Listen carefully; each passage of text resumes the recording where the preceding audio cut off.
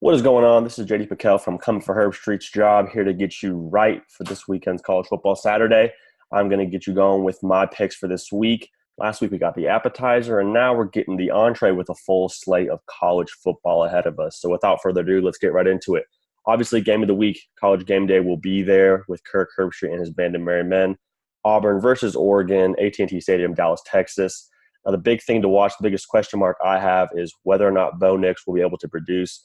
Nobody in the country really knows a thing about this guy. He hasn't taken a snap under center yet. He's a true freshman, but Gus Malzahn is rolling with him. Now, Oregon obviously returns Justin Herbert, who would have been the top pick in the NFL draft, or one of the top picks in the NFL draft, had he gone a season ago.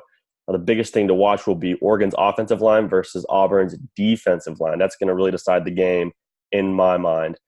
You look at Oregon and the way the Pac-12 has kind of been pushed around in games like this, Pac-12 versus SEC. Well, this is the Pac-12's chance to really make a statement, really push Auburn around, and hopefully get out of this thing with a little more respect than they came with.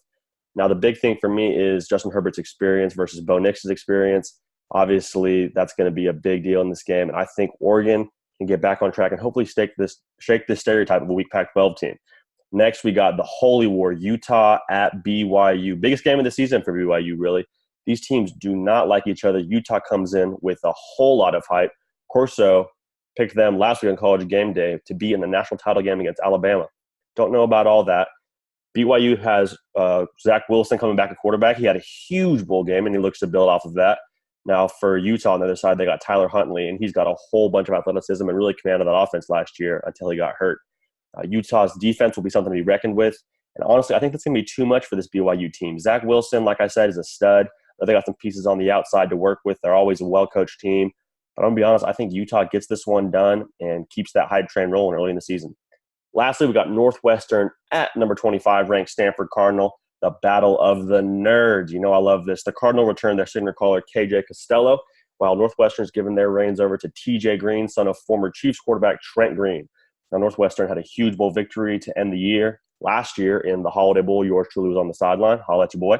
And they're looking to build off that success. Now, head coach Pat Fitzgerald for Northwestern has made this program really into a force to be reckoned with, and I think that they really are going to be in for a good season. I think they're just a program that keeps building and building and building. And if I'm buying stock in college football, I might be buying a few shares of Northwestern, to be honest with you. Now, with all that said, I think the physicality of Stanford, what they have with that backfield and Cameron Scarlett, what they bring back, they're really going to be able to kind of set the tone of this game. And I think, like I said, physicality and the athleticism that Stanford has, that's going to be too much for Northwestern.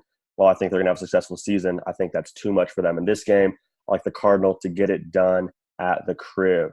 That's all I got for this week, but come back next week with No Huddle Sports, and I'm looking forward to getting it off with a great season, and we are going to send it back to you guys. Thanks a lot, Ryan and Shay.